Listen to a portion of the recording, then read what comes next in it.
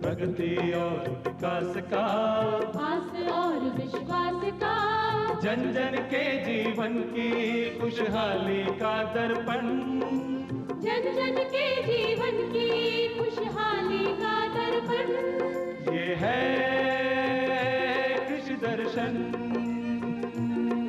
ये है कृषि दर्शन। जय किसान, जय राजस्थान, जय भारत। भारत सरकार के कृषि मंत्रालय के कार्यक्रम कृषि दर्शन में आप सभी किसान भाइयों और बहनों का और आप सभी दर्शकों का बहुत बहुत स्वागत है। किसान भाइयों, जैसा कि आप सभी को मालूम है कि बजट जो है संसद में प्रस्तुत हो चुका है, तो ऐसे में बजट में क्या कुछ खास है हमारे किसानों के लिए, हमारी कृषि के लिए, आज हम इसी के बारे में हमारे किसानों और विशेषज्ञों की प्रतिक्रिया लेंगे। जाहिर तौर पर आपको पता होगा कि कोरोना काल के बाद ये पहला ऐसा बजट है जो पूरी तरीके से पेपरलेस है और साथ ही साथ डिजिटल माध्यम से प्रस्तुत किया गया है। ऐसे में जब कोरोना काल में पूरी तरीके से काम की आवाजाही ठप हो गई थी, तो केवल हमारे किसान ही ऐसे थे जिन्होंने खाद्य आपूर्ति को बनाए रखा। तो उम्मीद है हमारे किसानों को इस बजट से काफ़ी उम्मीदें भी हैं। किसान भाइयों, जैसा कि आप सभी को मालूम है कि संसद में बजट जो है वो प्रस्तुत हो चुका है। ऐसे में हमारे किसानों के लिए हमारे कृषि के क्षेत्र में बजट में क्या लक्ष्य निर्धारित किए गए हैं, आइए मैं जल्दी से आपको बता देती हूँ। सबसे पहले तो हमारे सरकार की जो उम्मीद थी, जो लक्ष्य था कि 2022 तक किसानों की आय को दुगनी किया जाए, उसके लिए सरकार अभी भी प्रतिबद्ध है। इसके साथ ही एग्रीकल्चर टारगेट को भी बढ़ाया गया है और MSP की खरीद व्यवस्था को भी बढ़ाया गया है।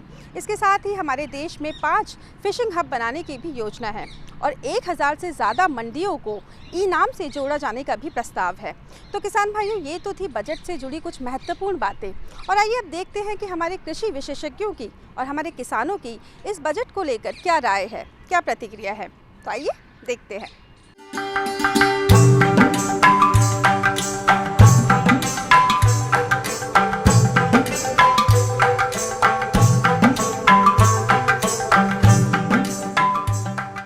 केंद्रीय वित्त मंत्री श्रीमती निर्मला सीतारमण जी ने जो बजट पेश किया है वो सर्वसमावेशी और विकासपरक है। सब जानते हैं कि वैश्विक महामारी की चुनौतियों से जूझते हुए एक इस किस्म का बजट जो 24% नकारात्मक GDP की दर से भारत की अर्थव्यवस्था को उबारने की दिशा में कदम उठाए, तो इस वैश्विक महामारी ने बहुत सारे इस तरीके के कदमों को रोका। वरना ये सब उम्मीद करते थे कोरोना नहीं होता तो भारत की अर्थव्यवस्था आज दुनिया की प्रथम 5 अर्थव्यवस्था में शुमार होती।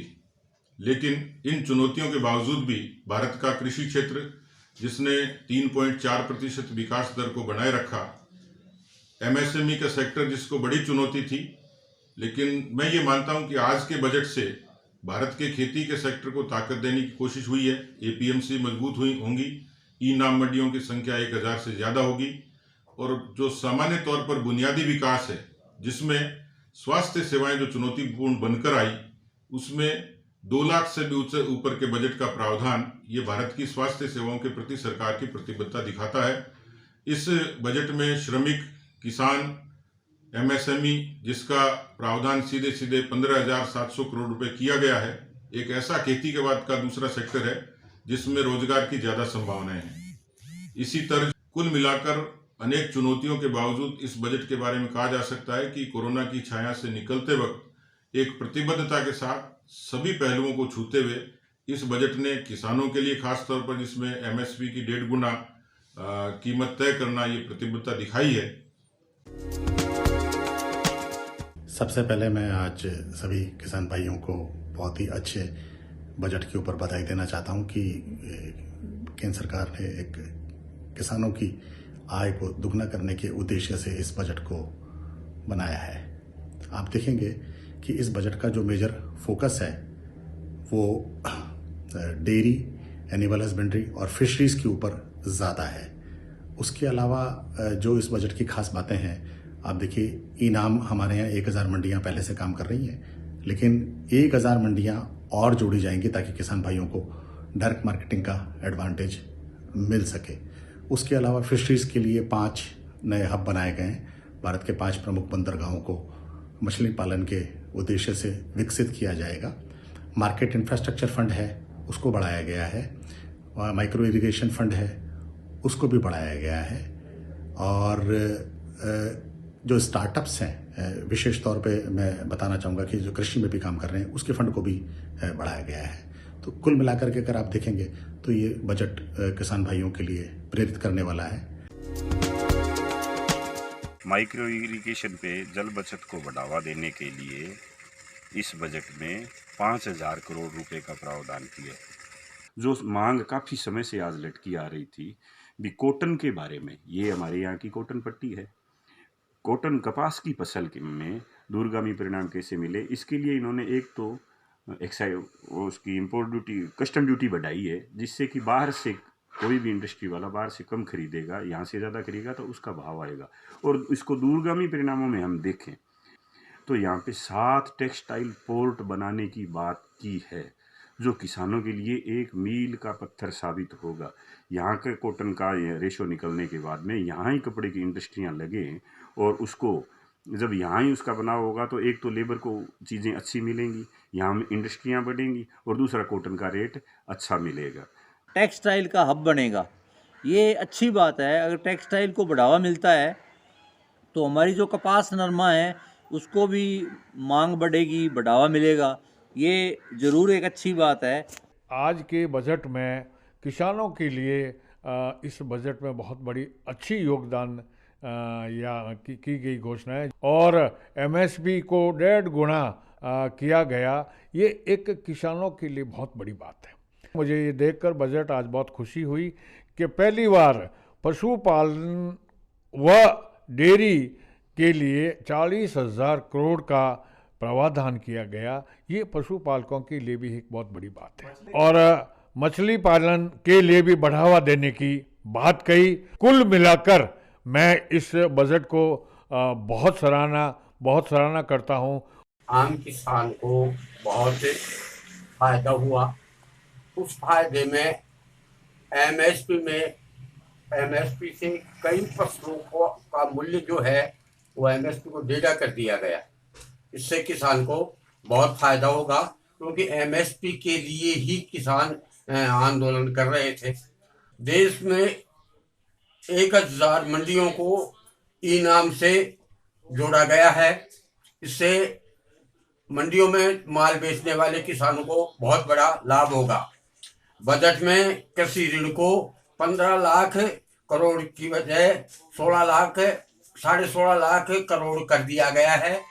तो इसको बढ़ाने से भी किसानों की आय बढ़ेगी, किसानों को बहुत फायदा होगा।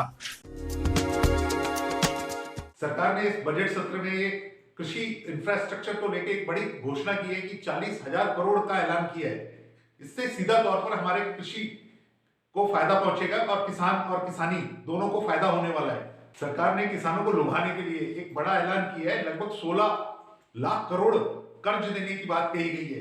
कहीं ना कहीं इसको देखते हुए कहीं ना कहीं सरकार की किसानों के प्रति जो आय दुगनी करने का लक्ष्य जो रखा है वो उसकी दृढ़ निश्चयता दिखती है। 1,000 से ज्यादा मंडियों को इलेक्ट्रॉनिक राष्ट्रीय बाजार से जोड़ा जा रहा है। ये सरकार का ऐलान हो चुका है इस बजट सत्र में, और इससे सीधा किसानों को एक संदेश देने की कोशिश की है सरकार ने कि उनका कोई भी ऐसा कदम नहीं है जो कि वो एपीएमसी या मंडियों को खत्म करना चाहते हैं। वो ये इस बजट के द्वारा ये बताना चाहते हैं कि मंडियों को हम सशक्तिकरण प्रदान कर रहे हैं। दूसरी ओर साथ ही किसान भाइयों को ये सीधा फायदा ये मिलने वाला है कि अन्य मंडियों का भी भाव उन्हें पता चल सकेगा, और जिसका फायदा किसान भाई उठा पाएंगे। सरकार ने इस बजट सत्र में ऑपरेशन ग्रीन स्कीम के तहत 22 सब्जियों को इसके दायरे में लिया है, जो कि जल्दी खराब होने वाली है। इससे सबसे बड़ा फायदा सीधे तौर पे हमारे उन कृषक भाइयों को जा रहा है जो कि सब्जियों की खेती करते हैं। कुल मिलाकर ये बजट जो है अच्छा है। मैं एक किसान होने के नाते मुझे बहुत अच्छा लग रहा है। ऐसा ही बजट सरकार के द्वारा होना चाहिए था। इसमें किसानों के लिए जो 1,000 मंडियों को वैश्विक इलेक्ट्रॉनिक बाज़ार से जोड़ा गया है, और माइक्रो एग्रीकल्चर के लिए बजट बढ़ाकर डबल 10,000 करोड़ का किया गया है। इसके साथ ही एग्रीकल्चर इंफ्रास्ट्रक्चर को बढ़ाने के लिए 40,000 का बजट दिया है और 16 लाख का ऋण किसानों को दिया गया। ये हमारे लिए बहुत हितकर है, मैं इसको बहुत अच्छा मानता हूँ। विशेष रूप से मैं उल्लेख करूंगा कि किसान वर्ग को काफ़ी कुछ बजट में देने की घोषणाएं की गई। जैसे माइक्रो इरिगेशन में पहले 5,000 करोड़ रुपए का बजट था, उसको बढ़ा करके 10,000 करोड़ रुपया किया गया। ये किसानों के लिए खुशी की बात है। इससे किसानों को सिंचाई सुविधा मिलेगी और अप्रत्यक्ष रूप से पानी की बचत होगी। माइक्रो इरिगेशन से सिंचाई का क्षेत्रफल बढ़ेगा। डेयरी पशुपालन के लिए भी बजट में 40,000 करोड़ रुपए की बजट की घोषणा की गई, जो भी किसान वर्ग के लिए एक खुशी की बात है। सूक्ष्म सिंचाई योजना है जो 5,000 से करके डबल 10,000 करोड़ किया गया। जो हमारे यहाँ ड्रिप सिस्टम का है, फवारा सिस्टम का है, उसमें हमारे किसानों को बहुत अधिक बेनिफिट मिलने के नज़र आ रहे हैं। उसके बाद में ई मंडियाँ, 1,000 ई मंडियाँ जो खोली गई हैं, जो एक बहुत बड़ा काम है। इसमें हमारे किसानों को भावों, जिन्स का भाव देखने में, जानने में, बेचने में बहुत आसानी, जो सभी किसानों को इसका फ़ायदा हो सकता है। तीसरा हमारा इंफ्रास्ट्रक्चर का है। इसमें 40,000 करोड़ रुपए का जो बजट दिया, एक बहुत बड़ी उपलब्धि है सरकार की किसानों के हित के लिए। यह बजट किसानों के हितों को ध्यान में रखकर बनाया गया है। केंद्र सरकार के द्वारा जो किसानों की आय दोगुनी करने का अभियान चलाया जा रहा है, वो इस बजट से पूरा होगा। इस बजट में किसानों के लिए 16.5 लाख करोड़ रुपए के ऋण का प्रावधान किया गया है, जिससे किसानों को ज़्यादा से ज़्यादा ऋण की सुविधा मिल सकेगी। जो इन्होंने बजट रखा है, इससे भी किसानों को फ़ायदा होगा। जो 6 इन्होंने पिलर्स बनाए हैं, उससे भी किसानों का फ़ायदा होगा। इंफ्रास्ट्रक्चर जो फंड दिया है, उससे भी किसानों को आने जाने में फ़ायदा होगा। अपनी फसल ले जाने के लिए रोडें बनेंगी, आने जाने में इसका बहुत फ़ायदा रहेगा। इसके अलावा वैल्यू एडिशन बढ़ेगा। जो खाद्य तेल बाहर से आते हैं, उन पे ड्यूटी बढ़ाई है, तो उससे अपने देश के किसानों का फ़ायदा होगा और अपने यहाँ इन तेल वाली फसलों का ज़्यादा दाम मिलेगा। इसके अलावा जो MSME में महिलाओं को जो प्राथमिकता देंगे, वो भी एक बहुत बढ़िया बात है। तो कुल मिला के अपने ये देखें तो बजट में बहुत सी चीज़ें अच्छी हैं। केंद्र के बजट में किसानों को के हित में बड़ी कई बातें अच्छी आई हैं।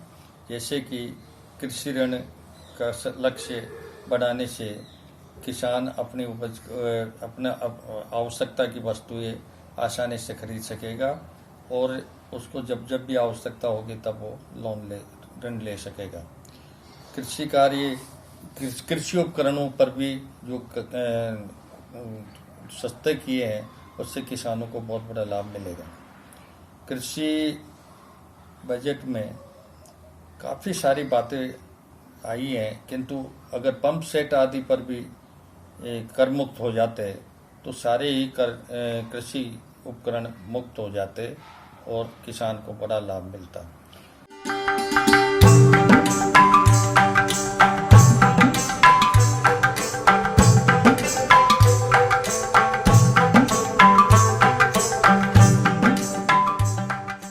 तो किसान भाइयों, ये थी बजट से जुड़ी कुछ आम बात, कुछ खास बातें जो आपके लिए जानना बेहद ही ज़रूरी थी। हमें उम्मीद है कि इस बजट को लेकर आप भी जो उम्मीदें लगाए हुए हैं, सरकार उस पर ज़रूर खरी उतरी होगी। हमें उम्मीद है कि सरकार का जो लक्ष्य है 2022 तक किसानों की आय को दुगना करने का, उम्मीद है कि हम उसको जल्दी ही प्राप्त कर लेंगे। आपको हमारा आज का ये कार्यक्रम कैसा लगा, आप हमें पत्रों के माध्यम से बता सकते हैं। पत्र लिखने के लिए हमारा पता है कार्यक्रम कृषि दर्शन, DD राजस्थान, दूरदर्शन केंद्र जयपुर, और आप हमें ईमेल भी कर सकते हैं। हमारा ईमेल ID है krishidarshanjaipur@gmail.com। और हमेशा की तरह हमें रहेगा आपके पत्रों और आपके ईमेल्स का इंतज़ार।